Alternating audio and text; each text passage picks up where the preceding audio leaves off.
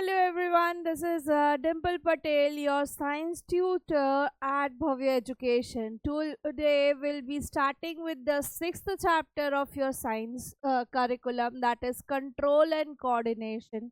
क्या होता है कंट्रोल एंड कोऑर्डिनेशन, क्यों ज़रूरत होती है ये कंट्रोल की, ये कोऑर्डिनेशन की हमारी डे टू डे लाइफ में, और कौन से ऑर्गन्स हमारी बॉडी के ये सारा कंट्रोल एंड कोऑर्डिनेशन का काम करते हैं।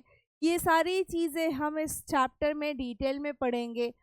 इस चैप्टर को बेसिकली 4 बड़े बड़े मॉड्यूल्स में मैंने डिवाइड किया है। एग्ज़ाम पॉइंट ऑफ व्यू से ये काफ़ी इम्पॉर्टेंट चैप्टर है, आफ्टर लाइफ प्रोसेस। ठीक है, तो इस चैप्टर को थोड़ा ध्यान से पढ़ना है, और एनसीईआरटी की हर एक लाइन बहुत इम्पॉर्टेंट है इस चैप्टर की। तो हर एक लाइन से क्वेश्चन बनता है, तो उसको थोड़ा फोकस आउट करके पढ़ना है। ठीक है, शुरू करते हैं कंट्रोल एंड कोऑर्डिनेशन के बारे में। तो जब आप टेस्टी खाना देखते हो आपके आजू बाजू, या आपका मन पसंदीदार खाना देखते हो, तो आपके मुंह से सलाइवा ऑटोमेटिकली सिक्रीट होता है, आपके मुंह में ऑटोमेटिकली पानी आना शुरू हो जाता है। रास्ते से जा रहे हो, लड़कियों को पानी पूरी देख के इच्छा हो जाती है ना, मोमोज देख के इच्छा हो जाती है, चाइनीज फूड देख के इच्छा हो जाती है, ऑटोमेटिकली मुंह में पानी आ जाता है। ठीक है, या कभी कोई हमें हर्ट करे यानी कि किसी ने मार दिया या किसी ने डांट दिया, तो हमें बुरा लगता है, हम रोने लगते हैं। ठीक है, अ, अब बड़े बच्चे हैं तो रोएंगे नहीं, फिर हमको कहेंगे छोटी बच्ची है क्या। ठीक है, बट हाँ, वी डू फील सैड, हम डीमोटिवेट हो जाते हैं। किसी दिन टीचर ने हमें डांट दिया, या हमारे मार्क्स खराब आने पे पेरेंट्स ने डांट दिया, तो हमें बुरा ज़रूर लगता है। ठीक है, ठंड लगती है हमें, तो हम कांपते हैं, है ना। ठंडियों के मौसम में स्वेटर के बिना शोबाजी करने के लिए स्कूल जाते हैं बिना स्वेटर के, और फिर ठंडी में ठिठुरते हैं। जब यही सारी एक्टिविटी हमारी बॉडी में होती हैं, हमारे जो भी इमोशंस हैं, वो सेंटर है जहाँ से ये सारी चीज़ें कंट्रोल हो, जहाँ से ये सारी चीज़ें बाहर आती हैं। ठीक है, हमारे जो भी इमोशंस हैं, किसी एक्शन को लेके हम जो रिएक्शन देते हैं, वो सारी चीज़ें एक सेंटर से बाहर आती हैं। और ये सब कौन करता है हमारी बॉडी में? Who is the controller of our emotions? हमारे इमोशंस को कंट्रोल कौन करता है, उन्हें रेगुलेट कौन करता है कि हाँ भाई मेरे को डांटा, अब इतना डांट दिया है तो मैं रोऊं, कि भाई थोड़ी सी छोटी सी बात में मैं रो दूं। ठीक है, तो यही सारी चीज़ें हम इस चैप्टर में पढ़ेंगे। ठीक है, अभी लाइफ हम बात करते हैं, या हम कहते हैं लाइफ में लिविंग ऑर्गेनिजम्स होते हैं। ठीक है, लिविंग ऑर्गेनिजम्स किससे बने होते हैं? तो अगर हम बात करें तो लिविंग ऑर्गेनिजम्स ऑर्गन से बने होते हैं, है ना। और वही ऑर्गन्स टिश्यू से बनते हैं, और टिश्यू सेल से बनते हैं। तो अल्टीमेटली सेल क्या है? हमारा फंडामेंटल यूनिट है। अभी यही सेल्स, जिनको हम structure and functional unit of life कहते हैं, ऐसे एक जैसे सेल्स साथ में आते हैं। ठीक है, ग्रुप ऑफ सेल्स को हम टिश्यूज कहते हैं, ये आप सबको पता है। इन्हीं टिश्यूज से ऑर्गन बनता है, ऑर्गन से और बॉडी बनती है। और ऐसा कोई ऑर्गन हमने 5th चैप्टर में देखा था, लाइफ प्रोसेस में डाइजेस्टिव सिस्टम था। बट यहाँ पे इस चैप्टर में हम जो ऑर्गन पढ़ने वाले हैं, that is the human brain and the spinal cord. ठीक है, हम जो कहते हैं कि हमारे इमोशंस कंट्रोल होते हैं, हमारा उठना बैठना, हमारा सलाइवा सिक्रीशन, सब चीज़ें कंट्रोल होती हैं, तो उसके करता धरता हमारा द ब्रेन, ठीक है, और हमारा स्पाइनल कॉर्ड है। ठीक है, उसके अलावा बहुत सारे ऐसे ऑर्गन्स हैं जहाँ से बहुत सारे हार्मोन्स रिलीज होते हैं, और उन्हीं हार्मोन से हमारी बहुत सारी चीज़ें रेगुलेट होती हैं। ठीक है, गुड मूड्स, बैड मूड्स, जो मूड स्विंग्स होते हैं, वो सारी चीज़। और जब यही सारे ऑर्गन्स एक साथ वर्क करते हैं एक पर्टिकुलर सिस्टम के लिए, तो हम उन्हें ऑर्गन सिस्टम कहते हैं। तो 5th चैप्टर लाइफ प्रोसेस में हमने डाइजेस्टिव सिस्टम देखा था, जिसमें जो भी डाइजेशन के लिए ज़रूरी है वो सारे ऑर्गन्स आते थे। फिर रेस्पिरेटरी सिस्टम देखा था, सर्कुलेटरी सिस्टम देखा था, एक्सक्रीटरी सिस्टम देखा था, लिम्फेटिक सिस्टम के बारे में भी पढ़ा था।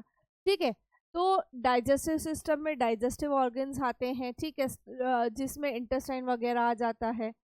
अभी यही पूरा ऑर्गेनिज्म साथ में चल रहा है, ठीक है, बट इन ऑर्गेनिजम्स को कंट्रोल करने के लिए, इनका फंक्शनिंग कंट्रोल करने के लिए, ये छोटा रहेगा बड़ा होगा, क्या है क्या नहीं, वो सारा काम हमारा कंट्रोल एंड कोऑर्डिनेशन सिस्टम यानी कि the brain and the spinal cord work कर। यहाँ पे हम एग्जाम्पल एक लेते हैं, ठीक है। जंगल में एक बच्चा घूम रहा होता है मस्त मज़े से, फ्रेश एयर, लंग्स हमारे काम कर रहे हैं नॉर्मल, ठीक है, हार्ट नॉर्मल है, बाकी बॉडी सिस्टम एकदम शांति से अपना काम कर रहा है, बच्चा घूम रहा है, खेल रहा है, कूद रहा है, ठीक है। अचानक से हम क्या करते हैं, हमें एक शेर दिख जाता है। इस स्टोरी में अचानक से एक शेर आता है, ठीक है। तो अभी यहाँ पे क्या क्या चेंजेस आएंगे, बच्चा शेर को देख के क्या करेगा, सबसे पहले डरेगा।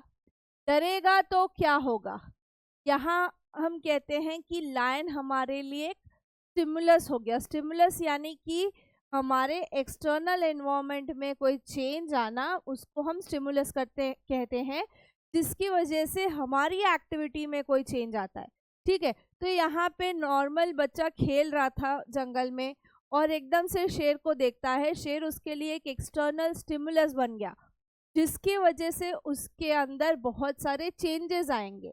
इस एक्सटर्नल स्टिमुलस की वजह से जो बच्चे का बॉडी है उसमें सबसे पहले क्या होगा, हार्ट बीट फास्ट हो जाएगी, वो फटाफट घबरा के सांस डीप ब्रेथ लेगा, ठीक है।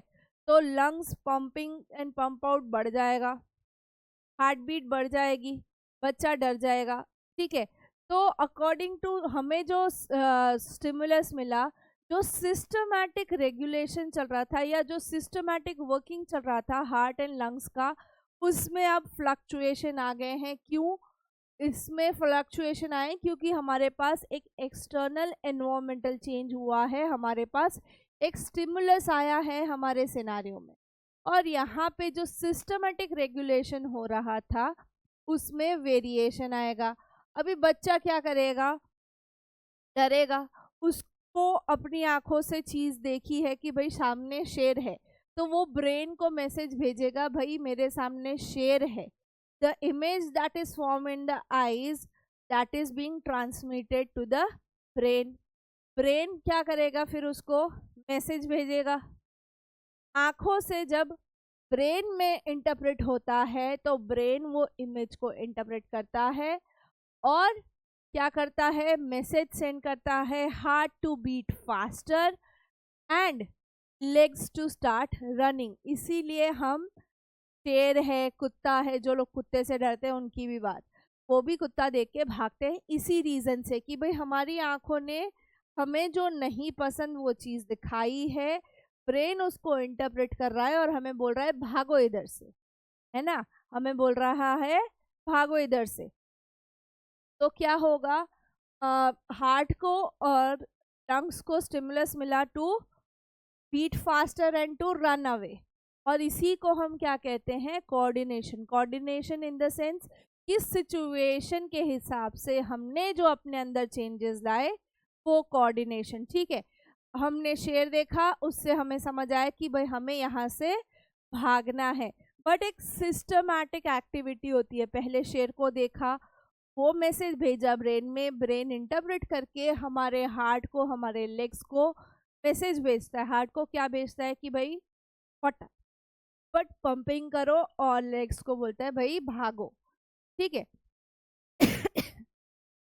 इसका एक स्टेप बाय स्टेप इम्प्लीमेंटेशन होता है, एग्जीक्यूशन होता है, ठीक है। तो अभी बच्चा भागेगा और इसी परफेक्ट कोऑर्डिनेशन की वजह से जो सिस्टम ऑफ ऑर्गन्स हैं वो बच्चे को भागने में हेल्प करेंगे and that is how he can be saved from the lion. ठीक है, स्टोरी से हमने क्या समझा कि भाई कभी भी एक्सटर्नली कुछ इन्वायरमेंटल चेंज होता है तो हमारी बॉडी या हमारे ऑर्गन्स उसको सेंस करते हैं, ब्रेन को मैसेज भेजते हैं, वहां से इंटरप्रेट होकर हमारे दूसरे ऑर्गन्स को which are to be required to work out at that time उनको मैसेज भेजा जाता है। ये हमारे ऑर्गेनिज्म की एक सिंपल बॉडी है जिसमें बहुत सारी सिस्टम्स एक साथ चल रही हो। ठीक है, तो अभी हमें क्या पता है कि भाई कोई भी बॉडी को वर्क करने for the meticulous functioning of organism, perfect functioning of organism, एक perfect coordination among different systems या organs according to various stimuli from the surrounding ज़रूरी, according to various stimuli from the surrounding ज़रूरी है। जब भी एक organism को perfectly work करना होगा, ठीक है, तो एक परफेक्ट कोऑर्डिनेशन की ज़रूरत होगी और उसके अंदर जो भी डिफरेंट डिफरेंट सिस्टम्स होंगे या ऑर्गेनिजम्स ऑर्गन्स होंगे, जिस तरीके से एक्सटर्नल स्टिमुलाई आता है उसके बेसिस पे वो रिएक्ट करेंगे। ठीक है, तब जाके काम परफेक्ट होगा, तब जाके काम परफेक्ट होगा। क्लियर? अच्छा, अभी हम देखते हैं कि भाई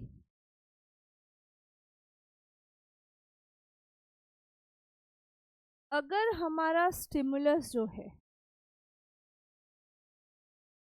हम ऐसा क्या हमारे दिमाग में फिट है कि हम हर स्टिमुलस को सेम रिस्पॉन्स देते हैं। ठीक है, हमें किसने बताया है कि शेर आए तो भागना है? ठीक है, तो उसके लिए क्या है कि हम हर एक रिस्पॉन्स सेम तो नहीं देते। ठीक है, शेर आने वाला रिस्पॉन्स अलग है, आपको जलन होती है या हीट आपके आजू बाजू ज़्यादा होती है, तब आपका स्टिमुलस लाइक रिएक्शन अलग होता है।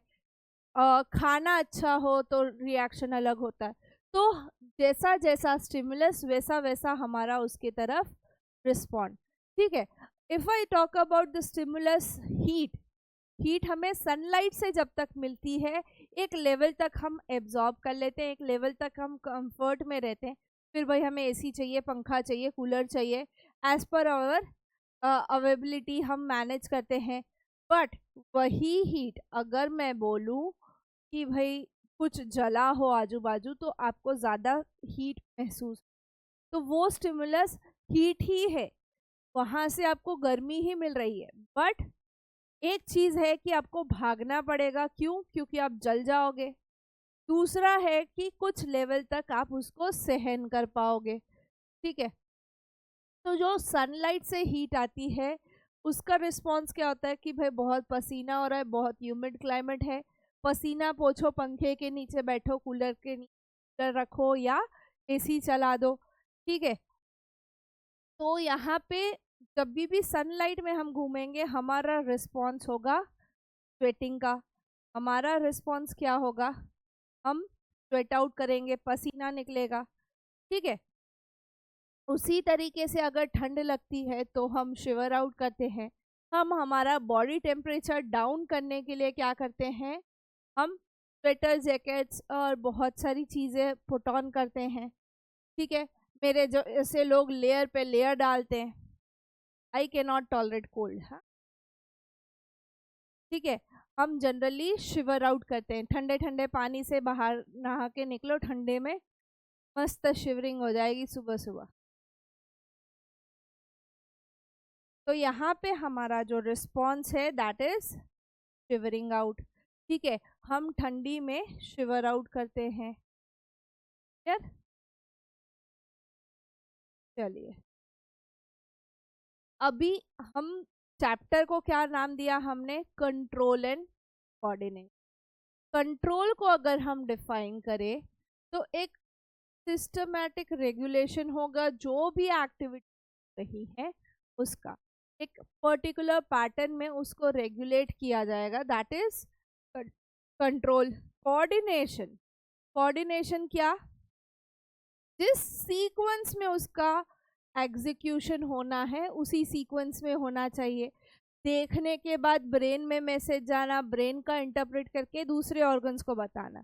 ऐसा नहीं हो सकता कि देखे बिना ही पहले ही ब्रेन इंटरप्रेट कर दे, दूसरे ऑर्गन्स को बता दे, फिर हम देखें। ऐसा पॉसिबल नहीं है। एक पर्टिकुलर सीक्वेंस फॉलो होता है, एक particular step by step execution algorithm follow होता है।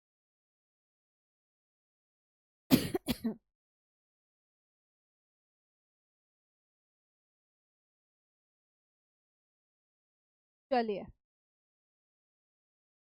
Control and coordination, government, why do we require control and coordination. का तो क्या होता है हमारी डे टू डे लाइफ में कि हमें ये कंट्रोल एंड कोऑर्डिनेशन की रिक्वायरमेंट होती है। ठीक है, समझते हैं इसको कि why do we require control and coordination of our body.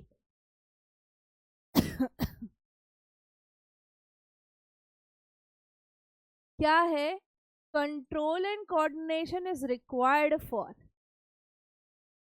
Proper growth and development of an organism. ठीक है, प्रॉपर ग्रोथ और डेवलपमेंट के लिए ये कंट्रोल एंड कोऑर्डिनेशन रिक्वायर्ड होते हैं। ठीक है, बहुत सारे लोग होते हैं जिनको बाय बर्थ डिसेबिलिटीज होती हैं, उनका ब्रेन सेल, उनके ब्रेन सेल्स प्रॉपर डेवलप नहीं होते, तो वो कंट्रोल एंड कोऑर्डिनेट नहीं कर पाते, उनकी बॉडी प्रॉपरली रिएक्ट नहीं कर पाती, या हम कहें उनको चलने उठने बैठने में तकलीफ होती है, बोलने में तकलीफ होती है। ठीक है, तो अगर ये प्रॉपर ग्रोथ और डेवलपमेंट हुआ होगा तो उनकी जो एक्टिविटीज़ हैं वो नॉर्मल रहेंगी। बट अगर यही ग्रोथ एंड डेवलपमेंट में प्रॉब्लम्स है, ठीक है, कुछ बर्थ डिफेक्ट्स हैं या कुछ एक्सीडेंटल डिफेक्ट्स हैं, उनके वजह से यहाँ पे एबनॉर्मलिटीज़ हमें देखने को मिल जाती हैं। ठीक है, अभी कंट्रोल एंड कोऑर्डिनेशन के कुछ एग्जांपल्स देखते हैं प्लांट्स एंड एनिमल्स में, ताकि हम समझ सके कि भाई कंट्रोल एंड कोऑर्डिनेशन इतना क्यों ज़्यादा रिक्वायर्ड है हमारे लिए। आप सीसॉ पे चलते हो, ऐसे आपको किसी ने सिखाया है कि भाई सीसॉ पे ऐसा करना है, एक दो बार बचपन में हमें सिखाया होगा। ठीक है, कि भाई यहाँ पे बैलेंस आउट करना है, आपके सामने हैवी वेट वाला बैठेगा, आप नीचे चले जाओगे, है ना। अब यहीं गार्डन में खेलते, जब भी हम देखते हैं आजू बाजू बहुत अच्छी सीनिक ब्यूटी है भाई, यहाँ पे हम मूव कर सकते हैं। ठीक है, we as a animal can move, but आपको क्या कहीं प्लांट्स मूव होते दिख रहे हैं? आपको क्या कहीं प्लांट्स मूव होते दिख रहे हैं? हवा नहीं चलेगी ना, तब तक आपको डाली भी हिलती हुई नहीं दिखेगी। ठीक है, तो we can not say the plants are moving, but उनके अंदर मूवमेंट होता है।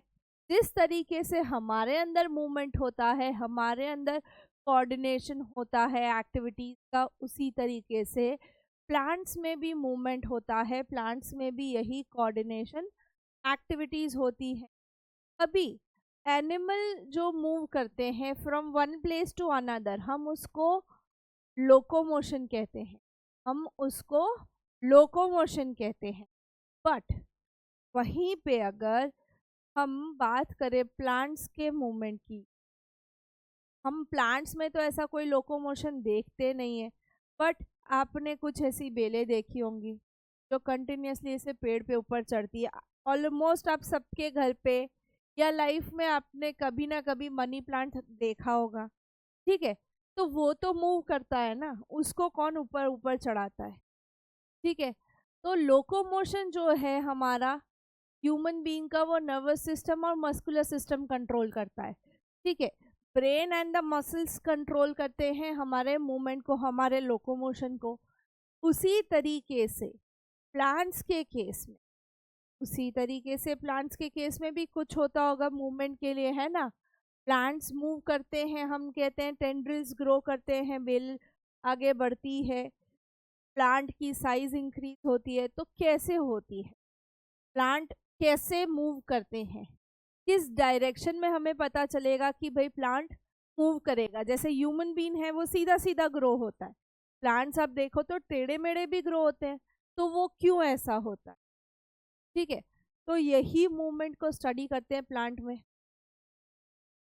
सनरेज, हमारा यहाँ पे स्टिमुलस जो लाइट है, आपने देखा होगा सनफ्लावर जो है वो हमेशा सूरज जिस तरफ होगा उसी तरफ टर्न आउट होगा, ठीक है। तो एक स्टिमुलस हमारा लाइट है, दूसरा स्टिमुलस हमारा टच, ठीक है। आप कुछ पौधों के पत्तों को छुओगे तो आपके छूने से वो पौधे के पत्ते बंद हो जाएंगे।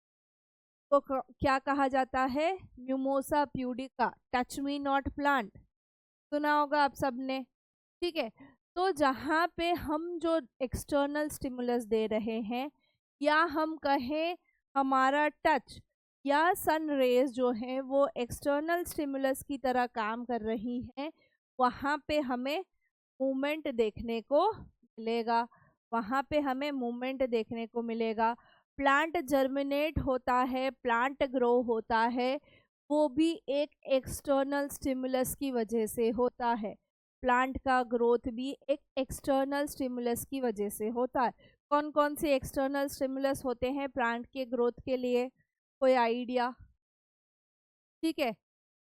अ, बहुत सारे, लाइक सनरेज हो गए, ठीक है, खाना बनाने के लिए सनलाइट हो गया, वाटर जो हम डालते हैं, मिनरल्स, अर्थ जो कि हम कहते हैं जियोग्राफी कैसी है, वो सारी चीज़ें।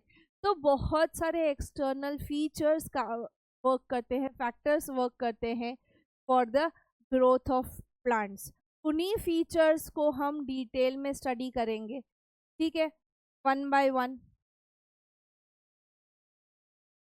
पहले थोड़ा ये समझते हैं कि ये जो मूवमेंट होती है प्लांट में वो किन चीज़ों पे डिपेंडेंट, जो मूवमेंट इन प्लांट है ये किस वजह से होती है, किस पे डिपेंडेंट है भाई। इनको कुछ ना कुछ तो किसी ना किसी पे डिपेंडेंट होंगे। हम जैसे एक्सटर्नल स्टिमुलस पे डिपेंडेंट है कि भाई हमारा एक्सटर्नल स्टिमुलस क्या है उसके बेसिस पे, वैसे ही प्लांट्स भी डिपेंड करते हैं। उनके अंदर क्या मस्कुलर और नर्वस सिस्टम होते हैं, जैसे हमारे अंदर nervous system, the brain and the spinal cord controls everything, muscles उनको सपोर्ट करते हैं। क्या प्लांट्स में ऐसा कुछ होता है? तो भाई प्लांट्स में तो ऐसा कुछ हमें देखने को नहीं मिलता, ना मस्कुलर सिस्टम देखने को मिलती है, ना नर्वस सिस्टम देखने को। तो वो किस तरीके से रिस्पॉन्ड करते हैं टू द एक्सटर्नल स्टिमुलाई, तो वो किस तरीके से एक्सटर्नल स्टिमुलाई को रिस्पॉन्ड करते हैं, there is a chemical named hormones. Hormones नामक एक केमिकल है जो रिलीज होता है प्लांट में, and which acts as an external like which helps the plant to move after they like come in contact with a external stimulus। external stimulus के contact में आने के बाद हॉर्मोन्स जो हैं वो मूवमेंट करते हैं, हॉर्मोन्स रिलीज होने पे मूवमेंट होती है। अब दो तरीके की मूवमेंट होती हैं, एक जो है जब प्लांट ग्रो हो रहा, ठीक है, तो यहाँ पे जो मूवमेंट है वो ग्रोथ डिपेंडेंट, यहाँ पे क्या हो रहा है, प्लांट ग्रो हो रहा है, यानी कि यहाँ पे ग्रोथ डिपेंडेंट मूवमेंट है। कुछ मूवमेंट ऐसी होती हैं, ठीक है, कुछ मूवमेंट ऐसी होती है जो ग्रोथ पे डिपेंड नहीं करती। If growth is prevented there will be no movement, यानी कि अगर हमने बीज बोया है और उसके ऊपर कुछ रख देते हैं या कुछ कारण वो बीज हम ग्रो नहीं होने देते, तो यहाँ पे ग्रोथ डिपेंडेंसी नहीं रहेगी, तो यहाँ पे कोई मूवमेंट हमें देखने को नहीं मिलेगी, ठीक है। वहीं जो हम टच करते हैं और लीफ बंद हो जाता है, तो यहाँ पे तो कोई ग्रोथ नहीं हो रहा था, बस यहाँ पे हमने एक्सटर्नल स्टिमुलाई को रिस्पॉन्ड किया, और इन मूवमेंट्स को हम कहते हैं ग्रोथ इंडिपेंडेंट। इससे ग्रोथ में कोई प्रॉब्लम नहीं आएगा, प्लांट का साइज जो रेगुलर बेसिस पे बढ़ता होता है या कम होता है उसमें कोई चेंज नहीं आएगा। ठीक है, एक है ग्रोथ डिपेंडेंट मूवमेंट, एक है ग्रोथ इंडिपेंडेंट मूवमेंट। ठीक है, आप फूल तोड़ते हो, फ्रूट तोड़ते हो, तो क्या वो हमारे ग्रोथ को रोक देता है? नहीं। This movements will never stop the growth of the plant. ठीक है, यहाँ पे जो मूवमेंट्स हैं वो ग्रोथ पे डिपेंडेंट नहीं है। ठीक है, प्लांट में जो भी फ्रूट है, फ्लावर है, या हम अगर लीव्स को प्लक करते हैं, हम बुरे बच्चे हो तो लीव्स को भी प्लक करते हैं, या हम लीव्स को टच करते हैं, ये सारी चीज़ें ग्रोथ इंडिपेंडेंट है। यहाँ पे ग्रोथ का रोल नहीं है, इससे कोई ग्रोथ ऑफ प्लांट नहीं रुक जाएगा। ठीक है, अभी ग्रोथ डिपेंडेंसी थोड़ा समझते हैं अलॉन्ग विथ इंडिपेंडेंसी, कि दोनों जगह पे डिपेंडेंट एंड डिपेंडेंट दोनों में हॉर्मोन्स का कोऑर्डिनेशन बहुत रिक्वायर्ड है। ठीक है, प्लांट ग्रो होने के लिए भी हार्मोन रिलीज होते हैं। वो कौन से होते हैं हम डिस्कस करेंगे फर्दर इन द चैप्टर। ठीक है, जब हम एनिमल एंड प्लांट हार्मोन की बात करेंगे तब अगर हम देखें तो मूवमेंट के लिए जो भी हार्मोन्स होते हैं वो दोनों में होते हैं, डिपेंडेंसी एंड इंडिपेंडेंसी। ठीक है, अभी ग्रोथ इंडिपेंडेंट जो है, यहाँ पे क्या होता है बेसिकली, ये क्या कह रहे हैं हम यहाँ कह रहे हैं कि ये ग्रोथ में कोई हिंड्रेंस नहीं डालेंगे। जो सर्टेन मूवमेंट्स होती है प्लांट में, उससे ग्रोथ नहीं रुक जाता, उससे प्लांट का ग्रोथ नहीं रुक जाता। टच मी नॉट प्लांट के लीव्स को छूने से प्लांट बड़ा होना नहीं रहे बंद होगा। ठीक है, म्यूमोसा प्यूडिका या टच मी नॉट प्लांट, ठीक है, इसको लीव्स टच करोगे वो बंद हो जाएगी, उसकी लीफलेट्स बंद हो जाएगी, और वो थोड़ी देर बाद अपने आप खुल जाएंगी after the release of certain hormones. हमारे external stimulus, the touch is an external stimulus, उसके बाद लीफ कुछ इस तरीके से बंद हो जाती है, और वो ऑटोमेटिकली थोड़ी देर बाद उसके अंदर जो हॉर्मोन्स रिलीज होते हैं उसके वजह से खुल भी जाती है। तो ये मूवमेंट तो हम देख रहे हैं, पर ये ग्रोथ मूवमेंट नहीं है, इससे कोई ग्रोथ नहीं अटक रहा है। ठीक है, इसीलिए ये क्या है, ग्रोथ इंडिपेंडेंट मूवमेंट है। ये क्या है, ग्रोथ इंडिपेंडेंट मूवमेंट है। समझ आई बात? ठीक है, अभी ये जो ग्रोथ इंडिपेंडेंट मूवमेंट है that is because of the stimulus of touch. हम जो एक्सटर्नल स्टिमुलस दे रहे हैं, हम जो टच कर रहे हैं, उसके वजह से ये हमें देखने को मिल रहा है। और इसको, इन मूवमेंट्स को हम क्या कहते हैं, सेस्मोनेस्टिक मूवमेंट। सेस्मो मतलब कि टच। एक होती है नेस्टिक मूवमेंट्स और एक होती है ट्रॉपिक मूवमेंट। इसको नेक्स्ट मॉड्यूल में हम डिटेल में समझेंगे। बट जो टच है, stimulus of touch, that is seismonastic. Seismo मतलब टू टच और टू फील। ठीक है, अभी ग्रोथ इंडिपेंडेंट मूवमेंट जो है हमारा, अगर हम यहाँ पे बात करें, ये छोटा सा सेक्शन लेते हैं हम प्लांट का। ठीक है, जहाँ पे हॉर्मोन्स जो हैं, प्लांट के हॉर्मोन्स, वो एक्सटर्नल एनवायरनमेंट में जो भी स्टिमुलस है या एक्सटर्नल एनवायरनमेंट में जो चेंजेस आ रहे हैं उसको कैसे रिस्पॉन्ड करेंगे वो देख। ठीक है, अभी हम टच लीव्स को टच करते हैं तो वो बंद हो जाते हैं, उसके बाद वो वापस खुलते हैं because of the hormones that will be released. ठीक है, वापस खुलेंगे because of the hormones that will be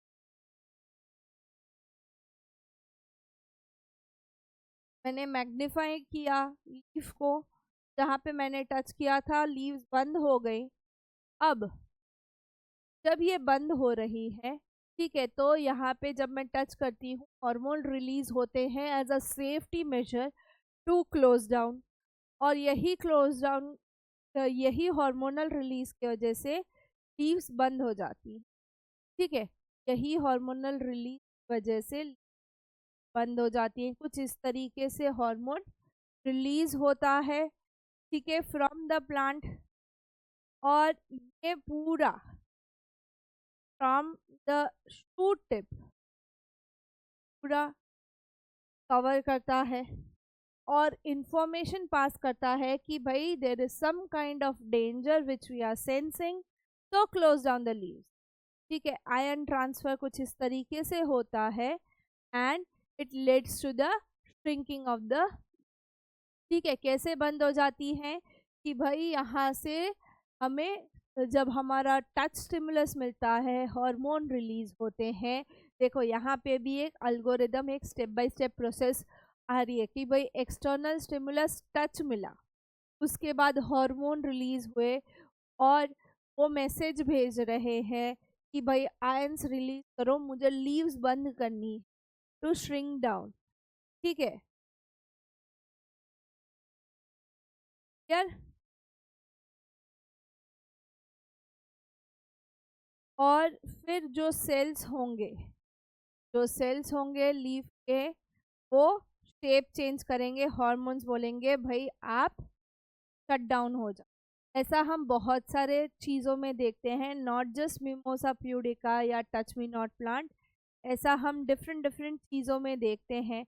ठीक है, अभी जो इंफॉर्मेशन कंडक्ट हुई वो सेल दर सेल टू द टिप पहुंचेगी और धीरे धीरे सब बंद हो जाएगा, एक साथ शटडाउन नहीं होगा।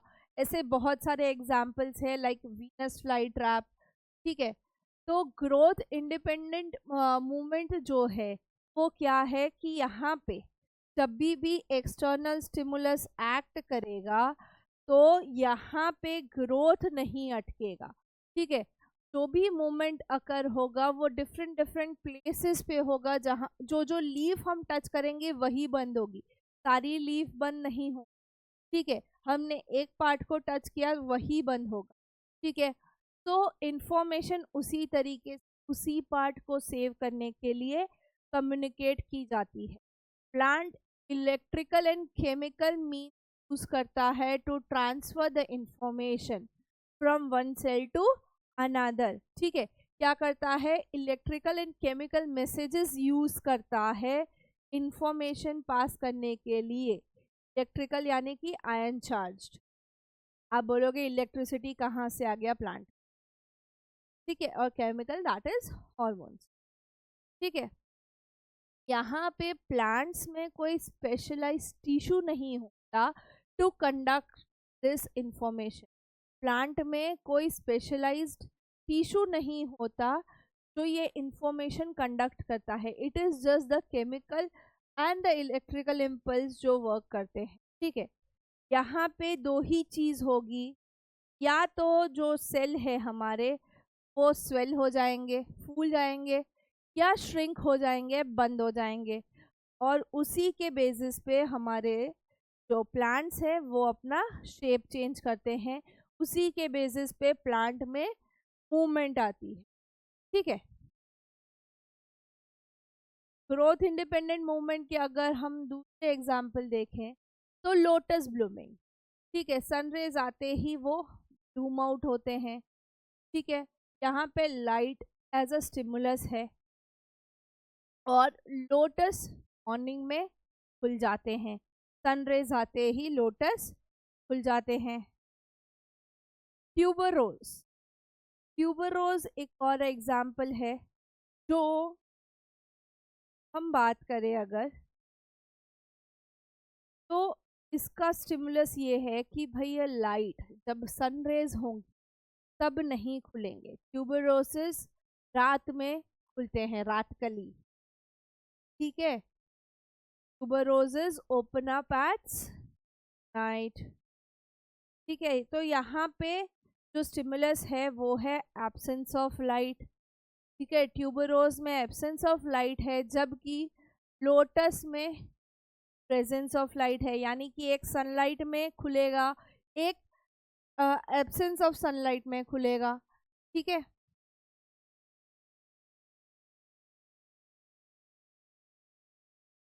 एक और एग्जांपल देखते हैं, ड्रॉसेरा। यहाँ पे उसके जो स्टिग्मा है, स्टाइल स्टिग्मा है, यहाँ पे कोई एक्सटर्नल इंसेक्ट आता है, तुरंत वो अपने आप को क्लोज डाउन कर देता है।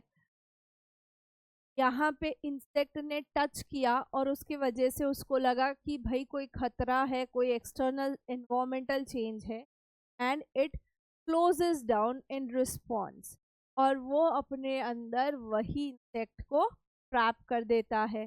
जो इंसेक्टिवोरस प्लांट्स हैं, ठीक है, लाइक वीनस फ्लाई ट्रैप, डॉर्सेरा, ये सारे इसी तरीके से वर्क करते हैं। ठीक है, वीनस फ्लाई ट्रैप भी देखते हैं। ये दिखता फूल की तरह है, स्मेल भी ऐसी आती है, बट अपने अंदर इंसेक्ट्स को ट्रैप करता है। कुछ इस तरीके से अपने अंदर उसको बंद कर लेगा as soon as the insect comes for the nectar. यहाँ पे इंसेक्ट जब आता है और बैठता है टू कलेक्ट द नेक्टर, तो जो टच है वो एक स्टिमुलस की तरह एक्ट करता है, and the Venus fly trap shuts and digest the insect. ठीक है,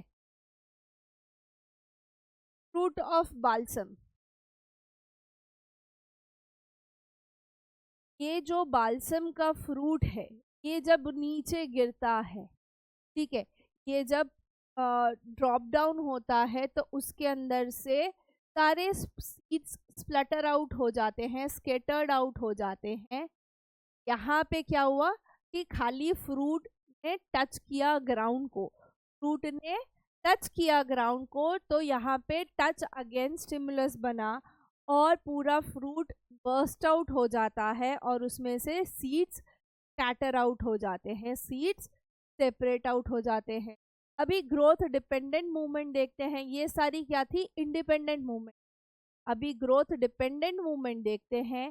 ठीक है, मूवमेंट या growth of any part of plant जो कि एक रिस्पॉन्स होगा to external stimuli is called growth dependent movement और ट्रॉपिज्म। ट्रॉपिज्म क्या होता है कि भाई जो प्लांट के ग्रोथ के लिए रिस्पॉन्सिबल होगा for any part of plant to grow, उसको हम ट्रॉपिज्म कहते हैं। नास्टिक मूवमेंट्स ग्रोथ इंडिपेंडेंट होती हैं, वो स्टिमुलस को रिएक्ट करती हैं, जबकि हमारे ग्रोथ डिपेंडेंट मूवमेंट्स हमारी ट्रॉपिज्म होते हैं, जिससे प्लांट का कोई भी पार्ट जो एक्सटर्नल चेंजेस हो रहे हैं उसको रिस्पॉन्ड करता है, उसके वजह से अपने अंदर चेंजेस लाता है इन द ग्रोथ।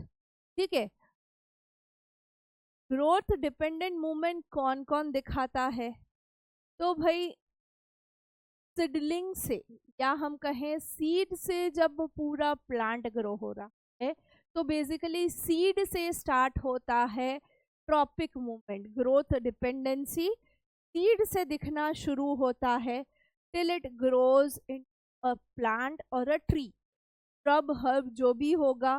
ठीक है, तो ग्रोथ डिपेंडेंसी किस पे होगी कि भाई वो सीड था, वहां से जर्मिनेट होके प्लांट बना या ट्री बना, तो वो ग्रोथ डिपेंडेंसी हो गई। ठीक है, वो क्या हो गई, ग्रोथ डिपेंडेंसी हो गई हमारी। ठीक है, तो ये है बेसिकली हमारा फर्स्ट मॉड्यूल अबाउट कि भाई किस तरीके से प्लांट में मूवमेंट होता है, what are nastic movements, what is tropism. ठीक है, अभी नेक्स्ट मॉड्यूल में हम सारे ट्रॉपिज्म डिटेल में पढ़ेंगे। उसके अलावा हमने क्या देखा कि भाई कंट्रोल क्या होता है, कोऑर्डिनेशन क्या होता है, क्या ज़रूरत होती है। ठीक है, नेक्स्ट मॉड्यूल में जब हम ट्रॉपिज्म पढ़ेंगे उसके साथ साथ बहुत सारी ऐसी चीज़ें पढ़ेंगे जिससे प्लांट किस एक्सटर्नल स्टिमुलस को किस तरीके से रिएक्ट करता है, वो भी सारी चीज़ें हम नेक्स्ट मॉड्यूल में यानी कि मॉड्यूल नंबर 2 में देखेंगे। ओके, सो मिलते हैं नेक्स्ट मॉड्यूल में to discuss more in detail about the tropism, ठीक है।